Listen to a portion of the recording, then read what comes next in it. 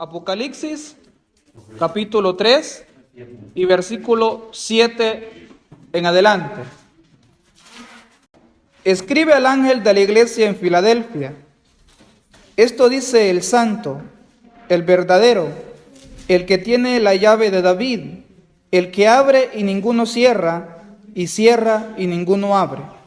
Yo conozco tus obras. He aquí, he puesto delante de ti una puerta abierta, la cual nadie puede cerrar, porque aunque tienes poca fuerza, has guardado mi palabra y no has negado mi nombre. He aquí, yo entrego de la sinagoga de Satanás a los que dicen ser judíos y no lo son, sino que mienten. He aquí, yo haré que vengan y se postren a tus pies y reconozcan que yo te he amado. Por cuanto has guardado la palabra de mi paciencia, yo también te guardaré de la hora de la prueba que ha de venir sobre el mundo entero, para probar a los que moran sobre la tierra. He aquí, yo vengo pronto. Retén lo que tienes, para que ninguno tome tu corona. Al que venciere, yo lo haré columna en el templo de mi Dios, y nunca más saldrá de allí. Y escribiré sobre él el nombre de mi Dios, y el nombre de la ciudad de mi Dios, la nueva Jerusalén, la cual desciende del cielo de mi Dios, y mi nombre nuevo.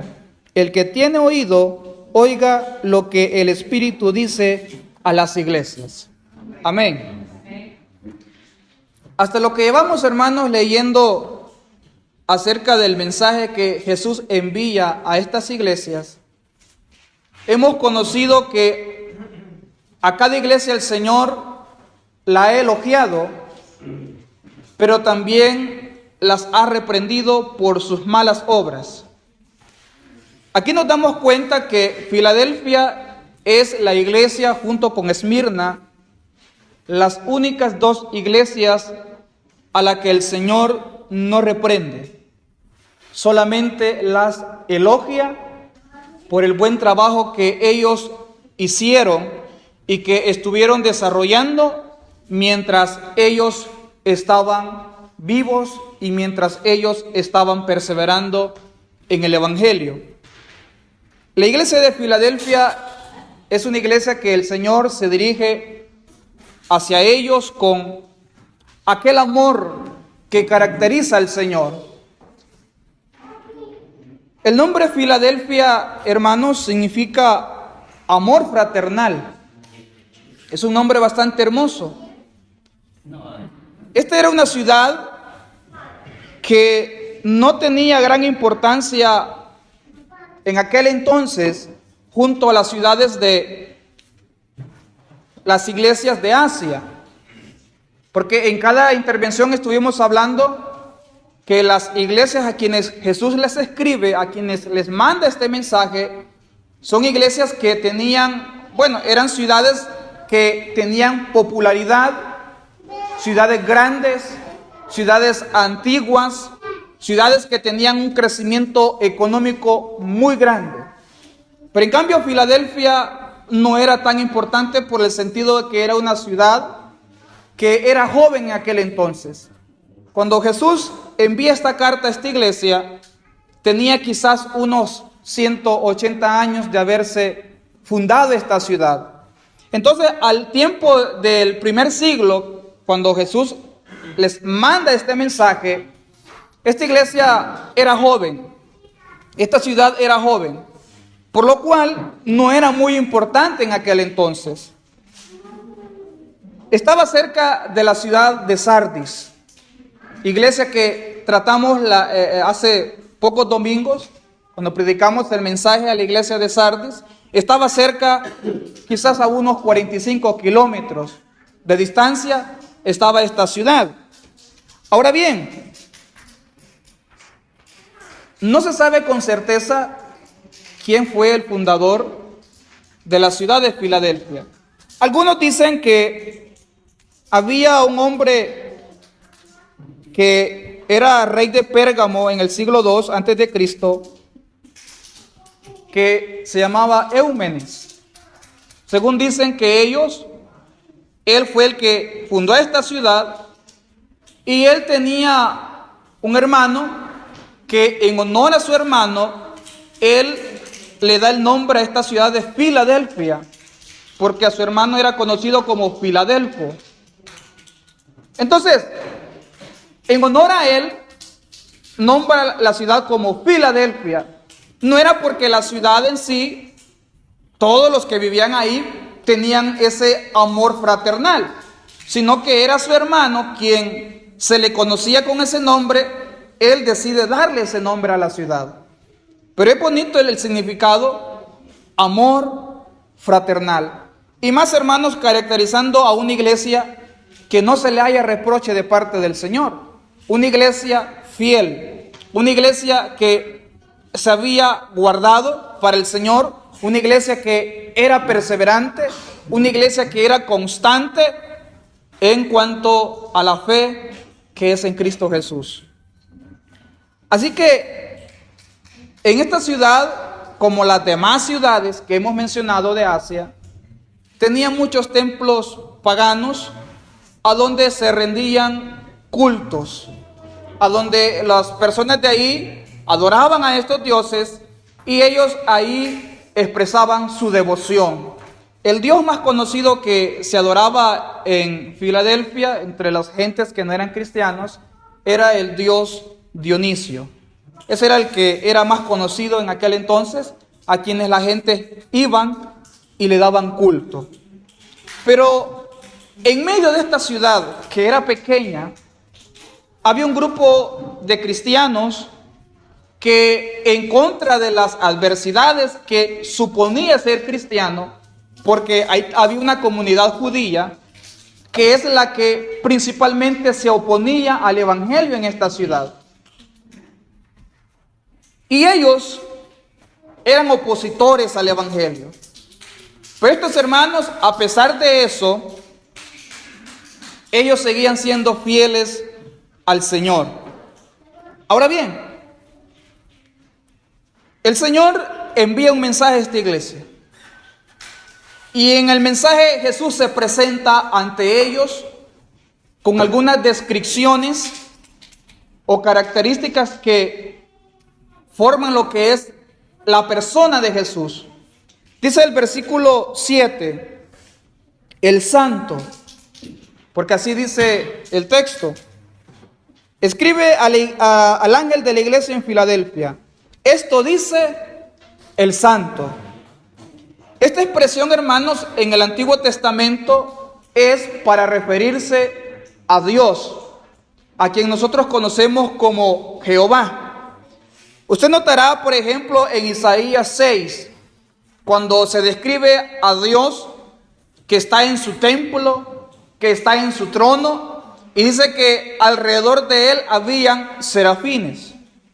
Y dice ahí Isaías en la visión que él describe que los serafines daban voz diciendo: Santo, Santo, Santo es Jehová de los ejércitos, y toda la tierra, dice, está llena de su gloria. Entonces, esa es una expresión que se usa para referirse especialmente a nuestro Dios. Pero en el Nuevo Testamento es un título que ahora se usa para describir a Jesús como el Mesías. Porque usted notará, por ejemplo, en Marcos capítulo 1, cuando Jesús llega a Capernaum, y Jesús en un día sábado, él va a una sinagoga, y Jesús dando ahí su enseñanza, había un hombre entre la multitud que tenía un espíritu inmundo. Y cuando este hombre que tenía el espíritu inmundo ve a Jesús, él exclama y dice: Jesús Nazareno, ¿qué tienes contra nosotros? Yo sé, le dice el hombre que tenía el espíritu inmundo, que eres el Santo de Dios. Entonces ahí usted notará que a Jesús se le otorga ese título. Y oiga bien lo irónico que es la frase: es un espíritu inmundo, es decir, un demonio es quien reconoce a Jesús con ese título. Porque usted sabe que la Biblia habla que los demonios creen y tiembla. Entonces ellos conocen mucho acerca de este título. Pero ahora Jesús viene y dice, el santo dice esto. Es un título que ahora se le da a Jesús para describir, hermanos, la confirmación de su deidad. Porque Jesús es el Hijo de Dios. ¿Estamos seguros de eso, hermanos? Que Jesús es el Hijo de Dios. Porque Juan, quien es el que escribe este libro de Apocalipsis, él tuvo muchos problemas con muchas personas que negaban la divinidad de Jesús. Muchos de ellos decían que Jesús no vino en carne, ni mucho menos que era un enviado de parte de Dios. Algunos en nuestros días ven a Jesús quizás como una persona influyente de la historia. Otros lo ven como un maestro de la sabiduría. Otros dicen que es un profeta que fue enviado a hablar la palabra del Señor. Pero la Biblia nos habla que Jesús es el Hijo de Dios, el Dios hecho carne. Pero también Jesús usa otra expresión. El verdadero también dice esto. Esto quiere decir que Jesús no es que Él posea la verdad. Él es la verdad encarnada. Jesús, hermanos, es lo que el mundo ha necesitado siempre. Más en un mundo de caos, donde reina la mentira, donde reina la hipocresía, donde reina, hermanos, la maldad, la oscuridad. Pero Jesús, siendo el verdadero, vino al mundo. Y Él se mostró como aquella luz de esperanza que el mundo necesita oír. Entonces Él le dice a esta iglesia, yo soy el verdadero. No hay otra verdad que no sea Jesús. Jesús dijo en una ocasión, yo soy la verdad y soy el camino. Y nadie va al Padre si no es por mí. Así es que Jesús es el verdadero, con el cual es el título que se presenta a esta iglesia. Pero hay algo más. Y es que cuando se dirige a esta iglesia, esto es apenas, hermanos, cuando Jesús se está presentando ante esta iglesia. Porque usted notará que a cada iglesia que Jesús le escribió, Él hace una presentación de sí. Y él describe su personalidad ante estas iglesias. Pero describe algo más y dice, el que tiene la llave de David. Para empezar, las llaves en las escrituras, en la Biblia, en la palabra de Dios, representa autoridad. Es decir, quien tiene las llaves tiene el control. Y esto es algo, creo que entendible a nosotros. Por ejemplo, en su casa, quien posee las llaves es el que tiene prácticamente la autoridad. ¿Por qué? Porque él, si enllava la puerta, nadie puede ya entrar y nadie puede ya salir. Entonces denota autoridad. Bueno, en mi caso, por ejemplo, en el hogar yo soy el que manejo las llaves. Es decir que, dado caso yo llegara un día a la casa y metiera doble llave, en esa casa nadie sale y nadie entra. Es decir, de alguna forma hay control sobre esa casa con las llaves. Entonces, cuando Jesús dice que Él tiene las llaves de David, primero está expresando que Él tiene autoridad. Él tiene control de las cosas. Segundo, esta frase, la llave de David, usted la va a encontrar en Isaías 22:22.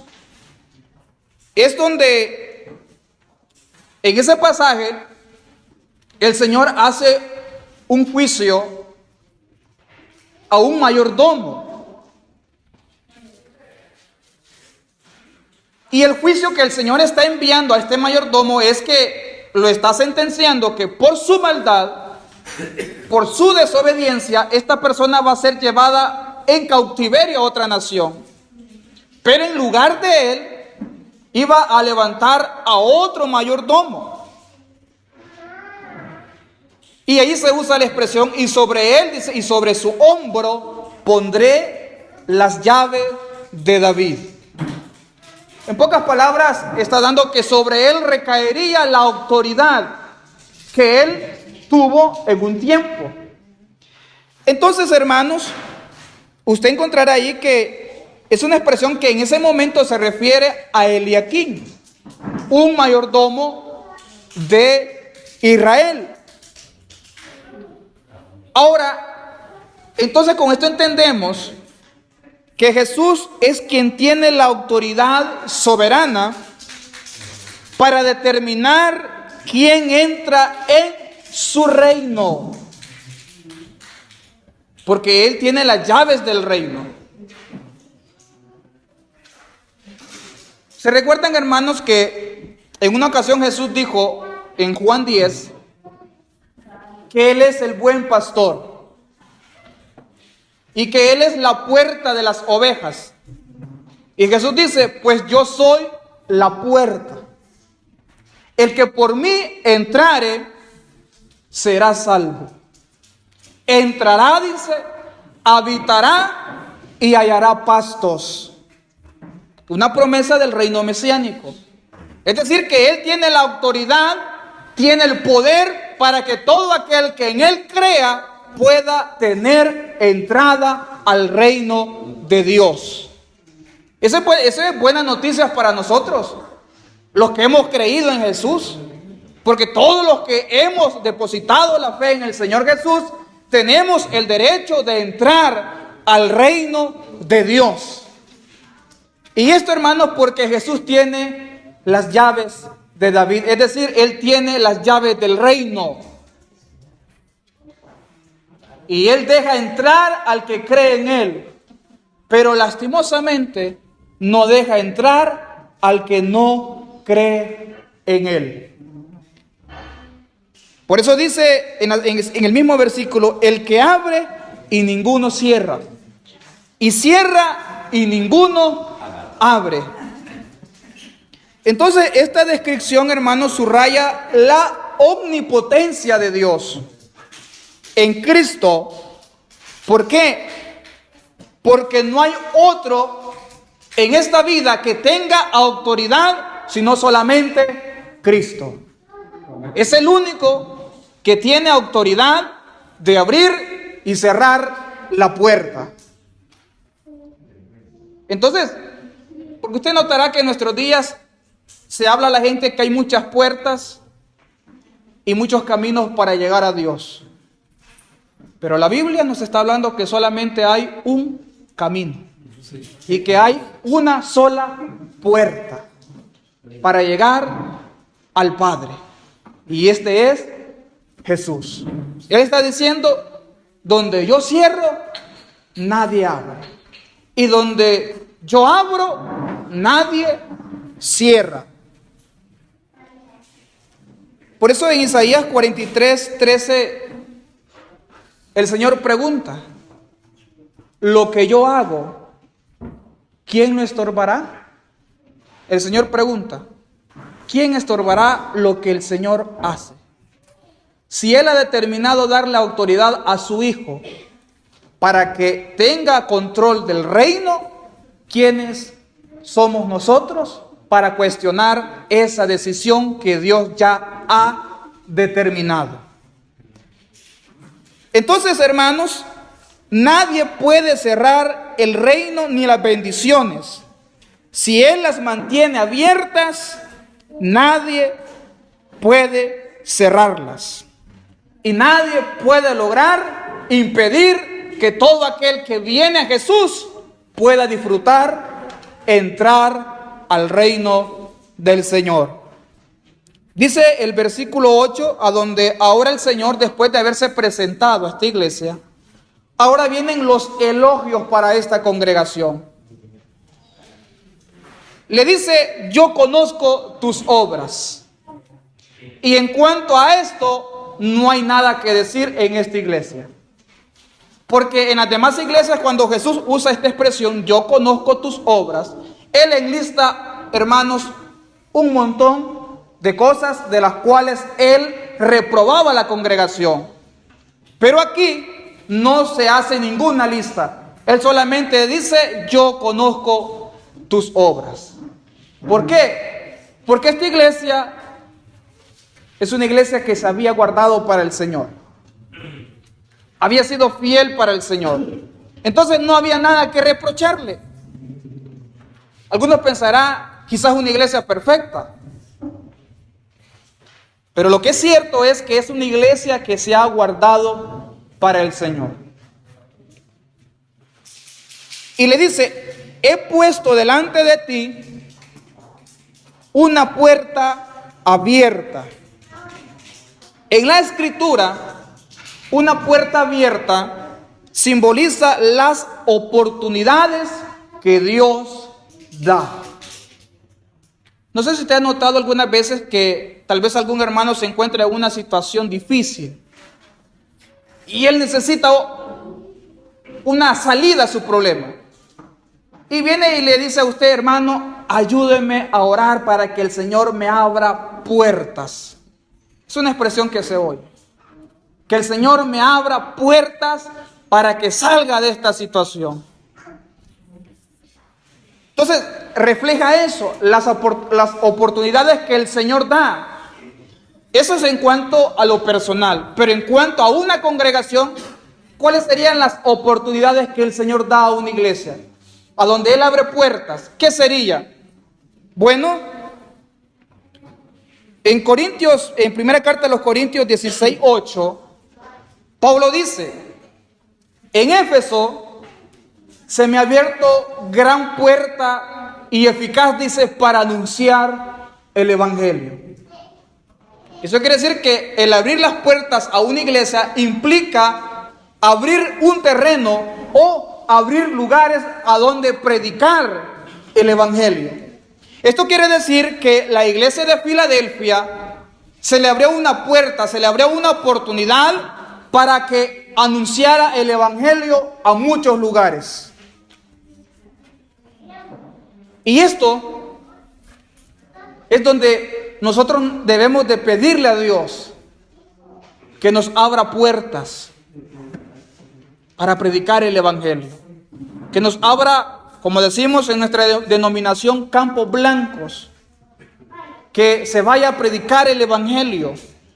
Que se anuncie el Evangelio de salvación. Y que los amigos oyendo el Evangelio de salvación crean en Jesús.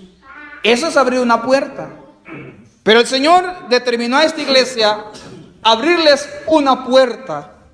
Porque les dice, he puesto delante de ti una puerta abierta. Pero también le dice, pero sé que también tienes pocas fuerzas.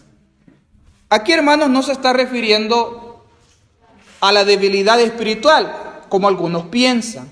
No. Se está refiriendo en el sentido literal. ¿Por qué? Porque esta iglesia era una iglesia que, en cuanto a la sociedad, no calificaba con los rasgos y normas que una sociedad espera de nosotros. ¿En qué sentido? Bueno, como Pablo le dice a los corintios, considérense entre ustedes, dice, y miren por vosotros, que entre ustedes no hay nobles, no hay poderosos, no hay príncipes y no hay sabios. Esa es la condición social en la que se encontraba la iglesia de Filadelfia. Decir que en cuanto al sentido social, era una iglesia que eran muchas personas que tal vez no sabían leer, no tenían estudios avanzados, no eran personas que tenían algo profesional con que desempeñarse en aquel entonces. Entonces, a eso se refiere Jesús cuando les dice, yo sé que tienes pocas fuerzas. Porque la expresión fuerza, aquí en el griego significa poder, pero en el sentido literal. El poder social era una iglesia que no tenía poder social. Yo creo, hermanos, que en nuestros días eso ha cambiado un poco. Porque gracias al Señor, el Señor ha permitido en la iglesia que muchos puedan ahora tener estudios, puedan graduarse, tener su título. Gracias al Señor. Porque eso no es malo tampoco que una persona estudie y pues pueda conseguir una carrera. Sino que Jesús lo que está haciendo ver es que esta era una iglesia que socialmente no cumplía con la expectativa que uno espera de una comunidad. Y lo otro era que económicamente esta iglesia era pobre. Es una iglesia donde abundaba gente que quizás el trabajo era indigno, no había suficiente ingreso económico. Gracias a Dios, hermanos, que, bueno, nuestra iglesia tiene techo. Pero yo creo que usted sabe tal vez de algunas congregaciones que tal vez 3 láminas tienen. Y eso es todo. ¿Por qué? Porque eso enmarca la situación económica de esa iglesia. Entonces la iglesia de Filadelfia estaba en esa situación. No había mucha prosperidad económica. Ahora, ¿qué pensaríamos nosotros, hermanos, que en nuestros días nuestra congregación fuera debajo de un árbol? Porque hay iglesias que son así, que siembran bancos y la sombra solamente es el árbol que tienen enfrente. Yo hago la pregunta, ¿se sentiría usted a gusto estar sirviendo al Señor así? ¿Se sentiría cómodo? ¿Sentiría ánimo de seguir sirviendo al Señor? Pero mira el Señor cómo nos ha tratado en nuestros días. Esta iglesia no tuvo ese privilegio que hoy en día nosotros tenemos. Solo fíjese, tenemos sillas cómodas, tenemos techo, tenemos espacio. Si llueve, no nos mojamos. Si hace sol, no nos asoleamos. Es decir, estamos bien cómodos. Pero la cosa es que algunas veces entra en nosotros una situación bien indiferente. Porque teniendo todas estas facilidades en nuestros días, muchas veces nosotros no queremos estar sirviendo al Señor. Esta iglesia no tenía esas comodidades que nosotros tenemos, pero ellos eran fieles al Señor. Ellos servían al Señor. Ellos perseveraban en la fe del Señor. Pero nosotros, teniendo estas facilidades que ellos no tenían, nosotros algunas veces no queremos servir al Señor. Algunas veces quizás queremos más comodidad para servir al Señor. Pero Jesús le dice a esta iglesia, yo sé que tú tienes poca fuerza. Es decir, que el Señor le estaba diciendo, yo conozco tu situación. Eres pobre. No tienes un estatus social elevado. Lo contrario de la siguiente iglesia que prosigue. Que esa iglesia sí era, podemos decir, era millonaria. Pero eso lo vamos a tratar después, cómo el Señor se dirige a esa iglesia que económicamente era poderosa. Pero en cuanto a esta iglesia, el Señor le dice, tienes poca fuerza, sí, pero hay algo en ti que eso tiene más valor que todas estas cosas. ¿Y sabe qué es? Le dice el Señor, has guardado mi palabra. Esto quiere decir que ellos obedecían los mandamientos del Señor. La pregunta es, ¿obedecemos nosotros los mandamientos del Señor? No confundamos las normas de la iglesia con los mandamientos del Señor. Porque muchas veces nos confundimos que obedecer una norma de una iglesia, estamos obedeciendo los mandamientos del Señor. Los mandamientos del Señor son los que nos encontramos en la palabra de Dios. Jesús dijo, si ustedes permanecen en mí también que mis palabras permanezcan en ustedes. Y Jesús usa una ilustración y dice, así como el pámpano no puede llevar fruto por sí mismo, porque el pámpano tiene que estar pegado a la vid, así ustedes, dice, separados de mí, no pueden hacer nada. Y ahí dice el versículo siguiente, por tanto, que mis palabras moren en vosotros y ustedes permanezcan en mí. Eso es lo que el Señor dijo. Eso quiere decir entonces que guardar la palabra del Señor implica obedecer lo que el Señor nos ha dejado. Pero ¿sabe cuál es nuestro problema? Que somos oidores olvidadizos. Es decir, que hay una probabilidad de los que muchos que estamos aquí, que al salir después de este culto, se nos va a olvidar quizás el 50% de lo que se escucha en esta predicación. Y ya de aquí a mañana quizás nos vamos a acordar un 25%. Y de aquí al domingo quizás ya no nos acordemos nada. Eso es un mal que está en el hombre, que se nos olvida todo lo que aprendemos. Pero la exhortación bíblica es que no solo seamos oidores olvidadizos, sino hacedores de la palabra del Señor. Entonces, estos hermanos que pertenecían a esta iglesia guardaban la palabra. Y a causa de guardar la palabra del Señor, ellos permanecían fieles, eran constantes. Y hay otra cosa de esta iglesia: no has negado mi nombre. Eso quiere decir que no renunciaron a su fe. ¿Por qué? Porque algunas veces, hermanos, tal vez por nuestra situación económica, por la situación social, porque algunas veces nosotros buscamos que la sociedad nos reconozca, buscamos que la sociedad nos tenga como grandes hombres, que a las hermanas las tengan como grandes mujeres.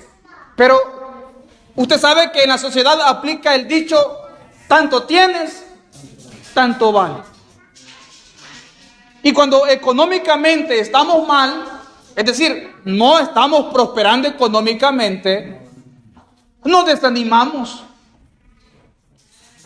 nos sentimos mal, ya no queremos orar, ya no queremos leer, ya no queremos participar de las actividades de la iglesia, ya no queremos reunirnos, ya no queremos servir al Señor, ya no queremos guardar los mandamientos del Señor.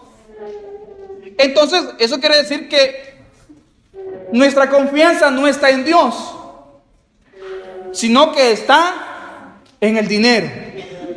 Pero esta iglesia, a pesar de que era pobre y a pesar que socialmente no era muy reconocida, ellos no renunciaron a su fe. Y es porque comprendieron que la fe es el tesoro más valioso que un hombre y una mujer puede encontrar en esta vida. ¿Por qué razón nosotros somos justificados? Por la fe.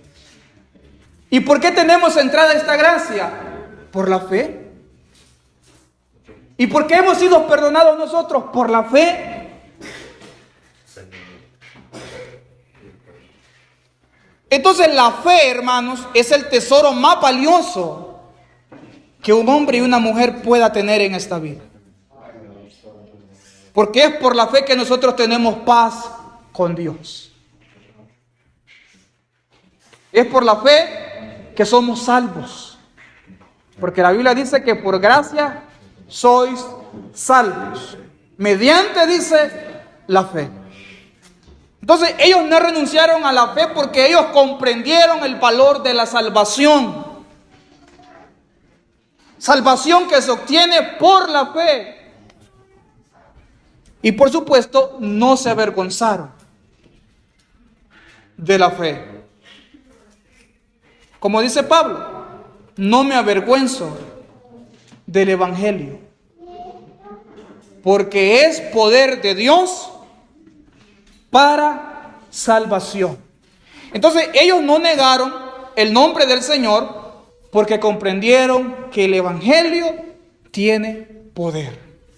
Poder porque ellos experimentaron la transformación que la obra de Cristo hizo en sus vidas. ¿Y de qué transformación estamos hablando? Personas que en un tiempo fueron borrachas, oyeron el Evangelio, creyeron el Evangelio y el Señor los transformó. Y ahora son nuevas criaturas. Eso lo hace el Evangelio. Y eso es el poder del Evangelio. La capacidad de poder transformar la vida de cualquier persona. Pero se requiere de la fe. Dice el versículo 8 que continúa siempre el elogio. He aquí, yo entrego de la sinagoga de Satanás a los que dicen ser judíos y no lo son. No quiere decir, hermanos, el pasaje que los que estaban ahí no eran judíos. Sí eran judíos. Entonces, ¿qué quiere decir Jesús con esto?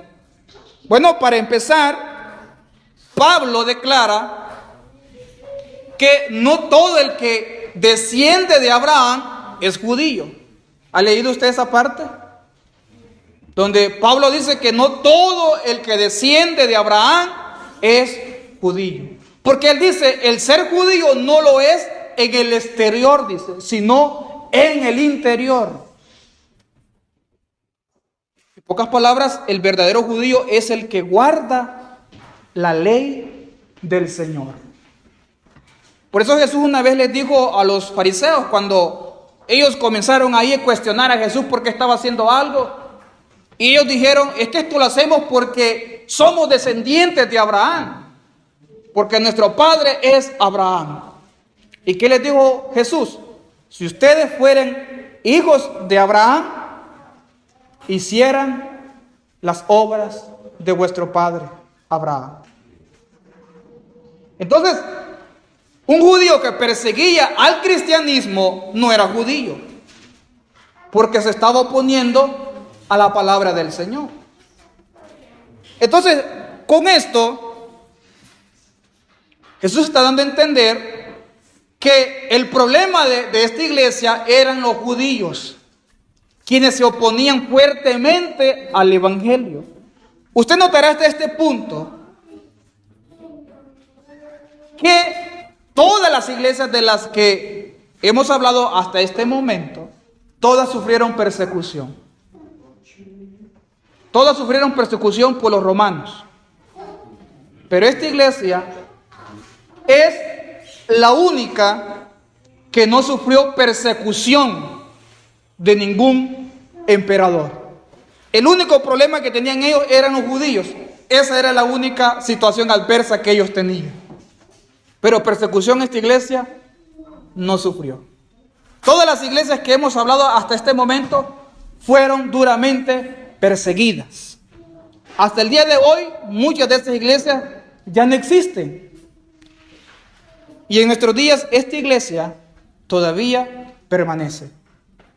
Lo que se sabe es que hasta la actualidad hay como algunos 1500 cristianos que todavía perseveran en esa iglesia de Filadelfia. Por supuesto, en nuestros días ya no se conoce como Filadelfia, hoy se conoce con otro nombre. Pero la verdad es que hasta nuestros días esta iglesia todavía está en pie. Y por ser una iglesia que ha sido fiel al Señor, por eso permanece en pie hasta nuestros días.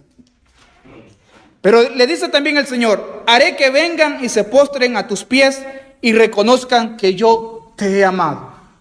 Esto que el Señor les dice es una idea que usted se va a encontrar generalmente y específicamente en el libro de Isaías, donde a los judíos se le da la promesa que los gentiles vendrán ante ellos y los gentiles se postrarán ante ellos. Y eso hablando de un reino mesiánico, por supuesto, de un reino que todavía no ha venido a este mundo, pero que está por venir. Ahí se les da la promesa a los judíos que los gentiles se postrarán ante ellos. Pero mire lo que el Señor Jesús le está diciendo. Los judíos vendrán y se postrarán ante ti y reconocerán, dice, que yo te he amado. Y si usted se fija, esa expresión también el Señor se la dice a Israel. En Jeremías cuando le dice, con amor eterno, yo te he amado. Entonces, ¿qué quiere decir esto? Que la fidelidad de esta iglesia ayudaría a que muchos judíos reconocieran que Jesús es el Señor. Porque ellos, a pesar que eran judíos, no reconocían a Jesús como Señor. Bueno, el judaísmo actual no reconoce a Jesús como el Señor. El judaísmo actual ve a Jesús como un impostor, como un fraude, como un invento del cristianismo. Así lo ven los judíos actualmente. Pero nosotros que hemos creído en Jesús, reconocemos que Jesús es el Señor.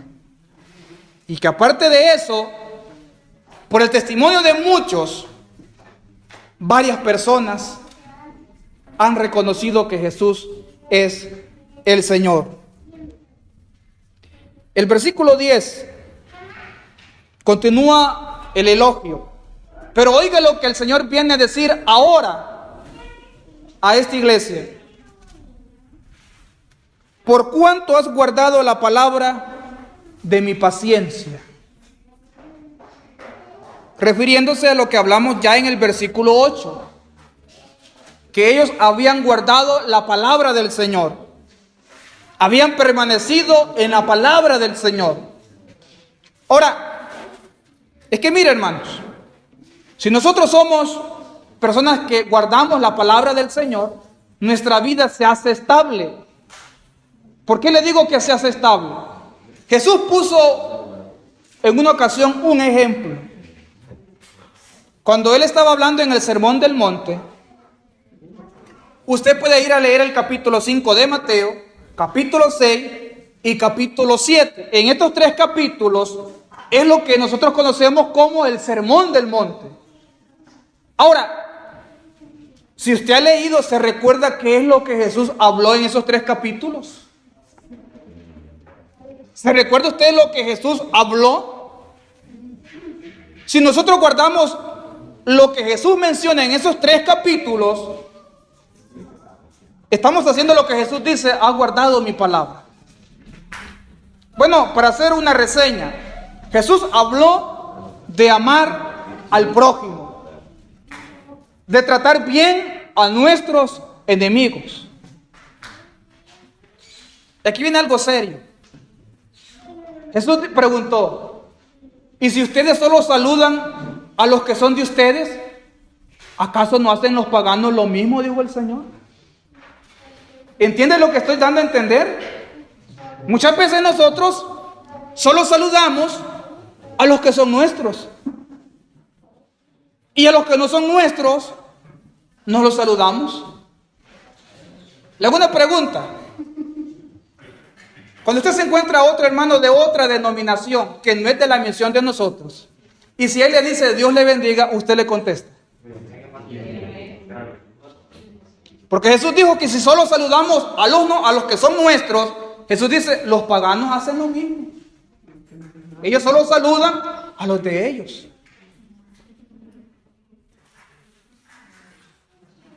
Jesús habló también de los que se jactan, de los que les gustan, a los que les gusta jactarse. Usted va a encontrar todo esto. Esto solo es una reseña que le estoy yo mencionando nada más. Por ejemplo, dice, bienaventurados los pacificadores, porque de ellos es la tierra. Bienaventurados los mansos, porque ellos serán llamados hijos de Dios. A lo que quiero llegar es esto. Al final del capítulo 7, Jesús pone un ejemplo y Él dice, cualquiera que oye mis palabras y no las hace, lo voy a comparar, dijo Jesús, con un hombre insensato que edificó su casa en la arena. ¿Y qué pasó? Jesús dijo, vinieron vientos, vinieron lluvias, vinieron tempestades, los ríos se crecieron y cuando golpearon aquella casa, su ruina fue grande. Es decir, que la vida de la persona que no guarda la palabra de Dios es un caos. Pero todo aquel, dijo Jesús, que oye mis palabras y las hace, aquí entra ya los que guardan la palabra del Señor. Lo voy a comparar con un hombre prudente, dijo el Señor, que edificó su casa sobre la roca.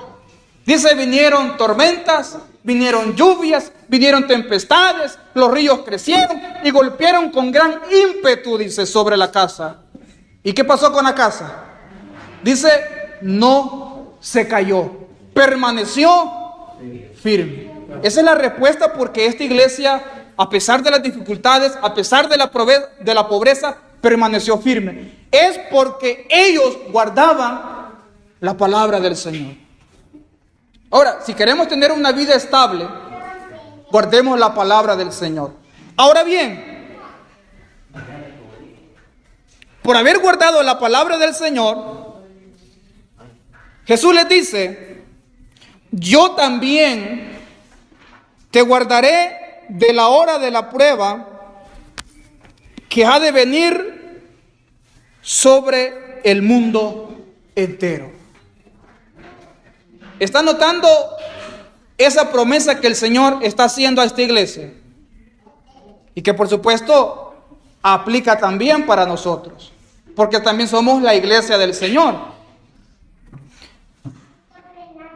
El Señor promete guardar de la prueba postrera a los cristianos. Esto indica que la iglesia del Señor no sufrirá ninguna tribulación postrera. ¿Me entiende cuando digo tribulación postrera? Porque en nuestros días hay aflicciones, hay pruebas, hay dificultades, pero hay una tribulación única, especial, cuando Jesús dice que antes de esto no ha habido y ni después habrá una semejante a esta tribulación. Aquí Jesús dice que la prueba que ha de venir sobre el mundo entero. Lo hemos dicho en algunas ocasiones. En algunos pasajes se conoce como el día del Señor, que es para referirse a un periodo de juicios que Dios va a enviar a esta tierra. Si usted se pregunta cómo va a ser la hora de la prueba, del capítulo 6 de este libro en adelante se describe la hora de la prueba.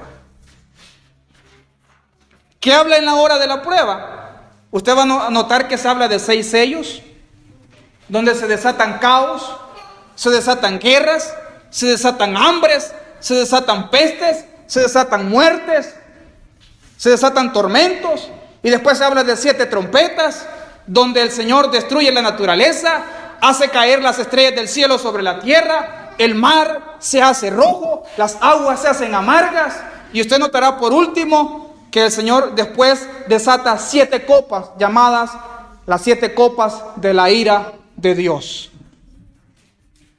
Y en esos días, dice la Biblia aquí, adelantándome un poco, será tanto el tormento de la humanidad que habrá un periodo de 6 meses que los hombres desearán morirse, pero la muerte, dice, va a huir de ellos. Es decir, será tanto el sufrimiento de la hora de la prueba que los hombres desearán mejor morirse, pero imagínense qué irónico, la muerte va a huir. En nuestros días es la muerte que anda buscando. La muerte está cerquita de nosotros, pero en esos días la muerte se va a esconder y la gente va a desear morirse, pero no va a poder morirse. Esa es la hora de la prueba. También en el Antiguo Testamento esa hora de la prueba es conocida como la semana 70 de Daniel, un periodo donde el Señor derrama su juicio no solo con Israel, sino, como dice aquí, con el mundo entero.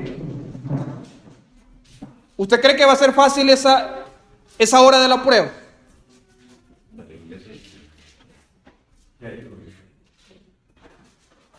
Algo que hay que destacar es que cuando dice a todos los habitantes, se está refiriendo especialmente a los que son incrédulos. Porque dice a todos los que moran en la tierra. El término es para referirse a los que son incrédulos. ¿Y quiénes son los incrédulos? Los que todavía no creen en Dios. Y no solo en el sentido de negar que Dios existe, sino de aquellos que aún creyendo en Dios no quieren recibir a Jesús en sus vidas. Porque Jesús dijo que el que no cree en Él ya es condenado. Mas el que cree en mí, dijo Jesús, tiene vida. Y la iglesia, yo creo que en esta tarde tiene vida. Porque hemos creído en Jesús. Pero mire aquí lo hermoso. Jesús le dice, yo te guardaré de la hora de la prueba. No dice en la hora de la prueba. Dice de la hora, que es algo muy diferente. ¿Qué quiero dar a entender esto? Algunos dicen que la iglesia tiene que atravesar esta hora de la prueba.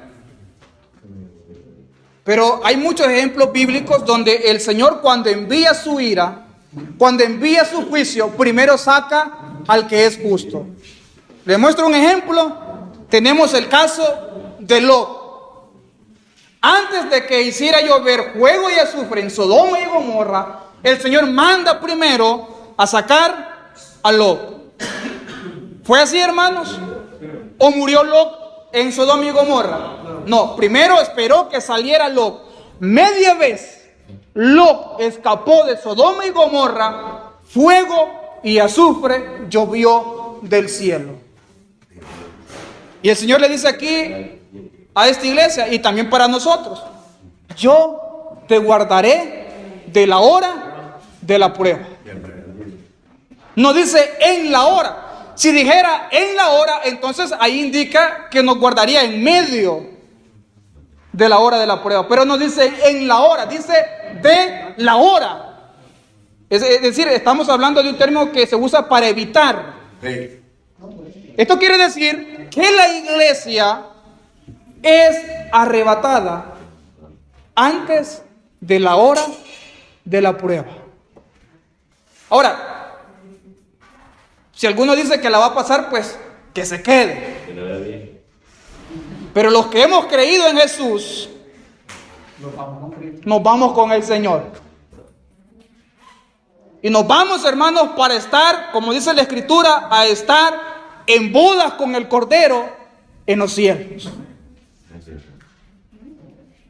Mientras la iglesia es recompensada en el tribunal de Cristo, el mundo en esos momentos va a estar experimentando dolor, angustia, destrucción y juicio de Dios.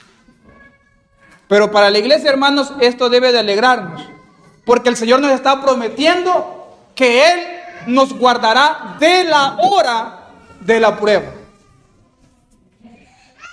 Así que, hermanos, el objetivo de esta hora de la prueba es probar, es decir, ajusticiar a los que no han creído en Jesús. Y sabe que es lo más tremendo, hermanos, que en la carta a los tesalonicenses Pablo explica algo que es bastante terrible. ¿Sabe qué dice?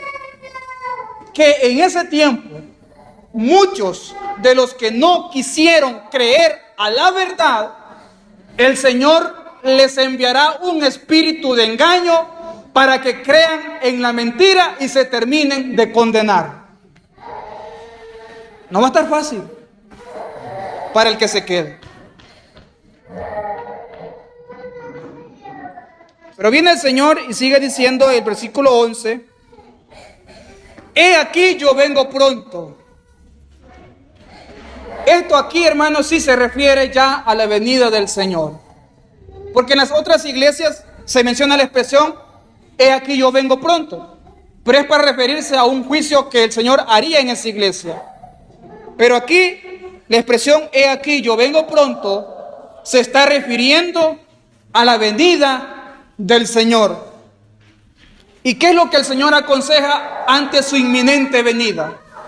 Retén lo que tienes, para que ninguno tome tu corona.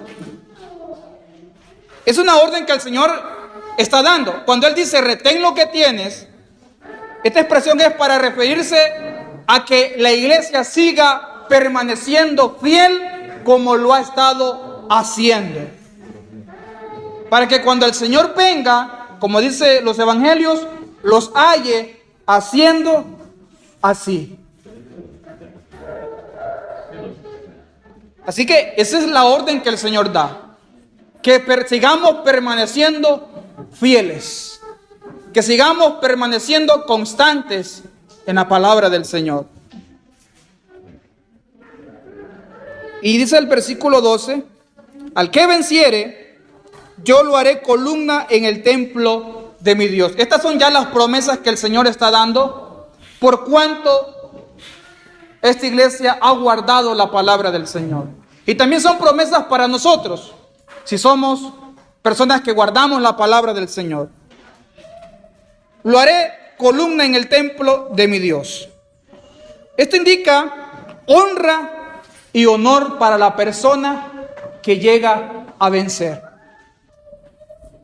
Esto es una honra para el cristiano que persevera hasta el fin, porque será parte del templo de Dios.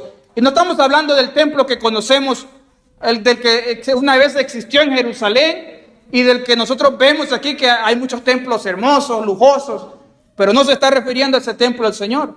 Se está refiriendo al templo que está en los cielos, a donde está el trono de Dios.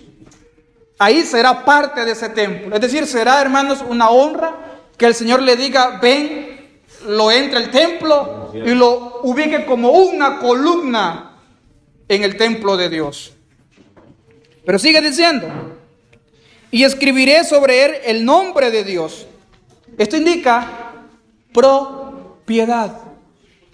Es decir, que con esto el Señor está dando a entender que somos propiedad de Dios. ¿Por qué creen que los ganaderos sellan a las vacas? Para declarar propiedad.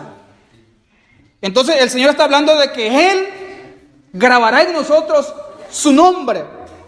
Esto da a entender que seremos permanentemente y eternamente propiedad de Dios. Es decir, que nadie nos podrá decir que no pertenecemos a Dios.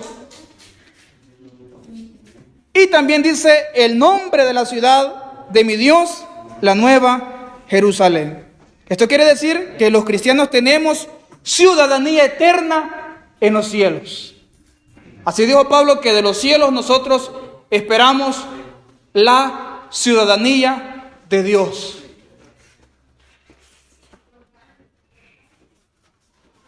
Y hermanos, el versículo 13 termina con una exhortación. El que tiene oído, oiga lo que el Espíritu dice a la iglesia. Así que, como iglesia, nos corresponde tomar en cuenta el consejo del Señor. Ya vimos las promesas que el Señor da a la iglesia que es fiel, a la iglesia que persevera, a la iglesia que es constante en la fe, a la iglesia, hermanos, que en las buenas y en las malas está sirviendo al Señor. Porque el Señor es fiel. Nosotros podemos ser infieles. Porque nosotros, si usted se fija, asistimos a las oraciones si queremos o no queremos. Vamos a las misiones si queremos o no queremos. Visitamos a los enfermos si queremos o no queremos. Y así sucesivamente en cualquier cosa relacionada al trabajo de la iglesia. Y nadie nos dice nada. Pero el Señor recompensa el trabajo que cada quien está haciendo en esta vida.